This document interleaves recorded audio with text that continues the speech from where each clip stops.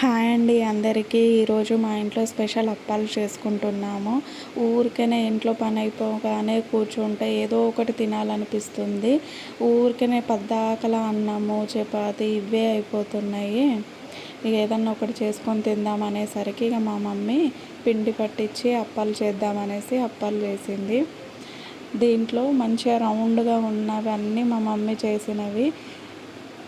సగానికి విరిగిపోయినాయి అవన్నీ నేను చేసినవి. ఎందుకంటే సరిగ్గా చేయడానికి నాకు రాదు. అవన్నీ చేసినాక సరే కొద్దిగానే అప్పాలు అయినాయి కదా, గ్యాస్ పైన పెట్టి కాలుద్దాం అనేసి గ్యాస్ పైన కంచుడు పెట్టి కాలుస్తుంది. ఈ అప్పాలే కాకుండా మా ఇంట్లో మిక్చర్ కూడా చేసుకున్నాము. అంటే అటుకులది, మేము అటుకులు అంటాము, కొంతమంది మిక్చర్ కూడా అంటారు. ఆ గ్యాస్ పైన కంచుడు పెట్టి చేసేసరికి సరిగ్గా రావట్లేదు, తొందరగా కాలట్లేవు అప్పాలు. అందుకనేసి మళ్ళీ బయట పొయ్యి పెట్టేసి బయట కంచుడు పెట్టి బయట కాలుద్దాం తొందరగా అయిపోతుంది అనేసి బయట ఇదిగోండి ఈయన వచ్చిండు. ఆలోపే మా ఇంటికి అంకుల్ వచ్చిండు. ఈ అంకుల్కి చెప్తే ఆ అంకుల్ కట్టెలు తీసుకొని వచ్చిండు. బయట పొయ్యి పెట్టేసి మళ్ళీ కంచుడు బయట పెట్టి అప్పాలు కాల్చుకున్నాం.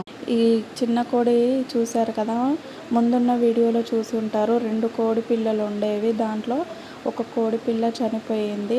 వర్షం వస్తుంది అనేసి నేను వాటి గంపలో నేను వేశాను. తర్వాత ఎవరో మళ్ళీ వర్షం తగ్గినాక తీశారు. అది మెల్లిమెల్లిగా కొద్దిగా బయటికి వెళ్ళింది.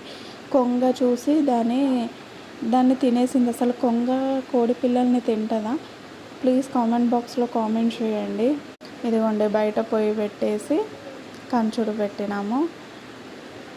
ఇక ఫాస్ట్గా కాలిపోతాయి, తొందరగా పని అయిపోతుంది అనే లోపు ఇంకో పెద్ద ఇబ్బంది వచ్చి పడింది. ఇదిగోండి చాలా మబ్బు వస్తుంది, వర్షం పడుతుందేమో, ఆ లోపు మనం చేసేద్దామని మేము అనుకున్నాం. ఇది ముందు రోజు గాలి బాగా వచ్చింది. అయితే మా చెట్టుకి చింతపండు పడింది. అయితే అవన్నీ తీసుకొచ్చినాం. ఇదిగోండి మళ్ళీ వర్షం స్టార్ట్ అయింది. వర్షం స్టార్ట్ అయ్యేసరికి మళ్ళీ అక్కడి నుండి మళ్ళీ పొయ్యి పైనకి షిఫ్ట్ చేసుకున్నాము. ఇలా ఉంటుంది. బాయ్ అండి.